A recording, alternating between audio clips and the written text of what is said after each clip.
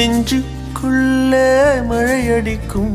ஏன் எனது இதயம் துடிக்கும் இசையில் கவிதை ஒன்றை எழுதினாய். அதை விழியில் கோர்த்து உயிரின் உள்ளே பார்வையாலே சொல்கிறாய். உன்னோடு நானும் வாழ, உன்னோடு நானும் சாக, உன்மடி சாயவா, உன்மடி சாயவா.